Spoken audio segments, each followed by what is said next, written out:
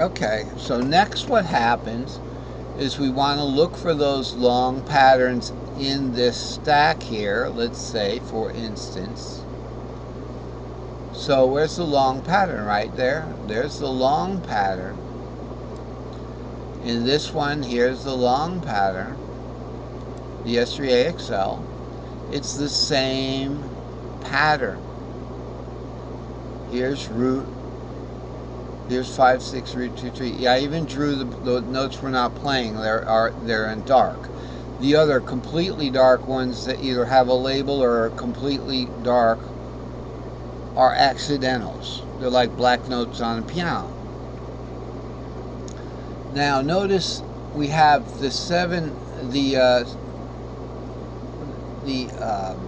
E shape. The S4E is split here, so it goes up and then comes back down. You can stack these things however you want. You know, you can stack the S3XL and then an S4E on top, or you can look at a part of the fretboard that has the S4E leading into the long pattern and the S4E coming out of it, but we're only looking at a 6-string window of the same infinite stack of patterns. Okay, so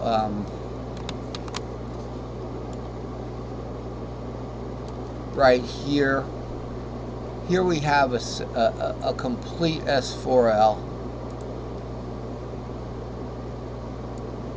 like that, and 7 root 2 3 4 5 6 7 root 2 3 4. Then we have the beginning of an S3XL, which would actually extend up to here. This would be the 4 5 6 of it.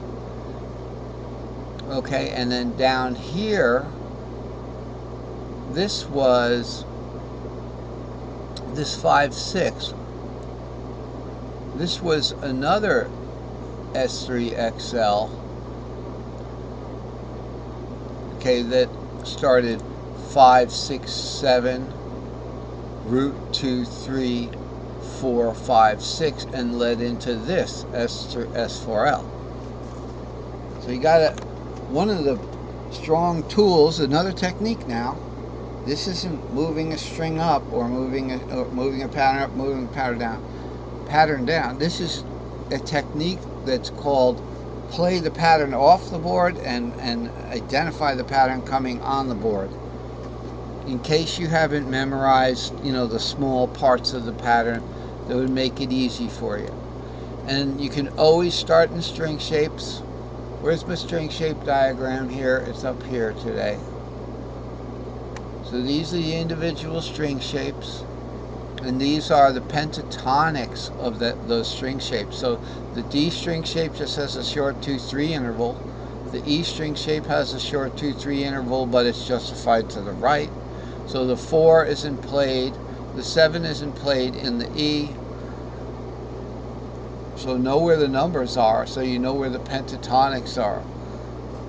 G is a long interval, C is a long interval, and then A is the middle interval, which has no skew. It's dead center. So here's the A, here's C, here's G, and then E, and then D. Now to play them in line, you might want to start on the C shape. So it goes C shape, pentatonic, C shape. Let's not mess this up. Okay, C shape to G shape. G shape's going to be that long too. So you got two longs on the bottom of pentatonic C, you know that. And then we go into 3 shorts. So it's going to be G is going to the D shape. The D shape is going to the A shape. And the A shape is going to the E shape, but it's justified over. And E shape once again goes to the C shape when you stack them up. they stack up in fifths. When they go down in fourths. And that is the string circle in fifths. C goes to G, G goes to D, D goes to A goes to E. I could have looked at this. I didn't have to think about it. Sorry, I was looking at my piano to get those. This makes it easy. And this is just the cage circle that shows the notes that they share when they're interlocking like that. So let's advance, and of course this is the start cage from a new string shape, right? So we start a G shape and we move it up, we get C, the fourth of G. Okay, so if we start a G shape here and move it down, move that pattern down, something like that. I've never really used this pattern to move the pattern down, so let's just trust that works. When we move the pattern down, we get the fifth of it. The question is, what string is going to become on the top? Because we're moving a pattern down. What do we replace the top string with? The fifth of the previous top string. So this was the top string, right? So we're going to move this pattern down. So say we got the 2, 3, we got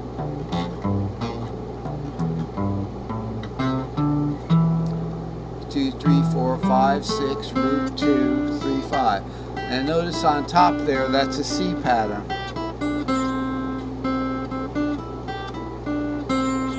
And that's because we started over here on a D pattern, and in caged, D goes to C, starts the caged word over again. That's why we have, because we're going to the next pattern over, because the long pattern brought us over there. It was our transport to the next cage shape. Not a very long trip, but it did take us into the next cage. So let's move the pattern down now. So we're going to just take that same pattern and move it down. We're going to start on 5, 6, but we're not starting on 5, 6 like, hey, I'm going to start on G here, because we're essentially going to be playing a pentatonic in the key of G without what makes that key of G a key of G. We're just playing a pentatonic.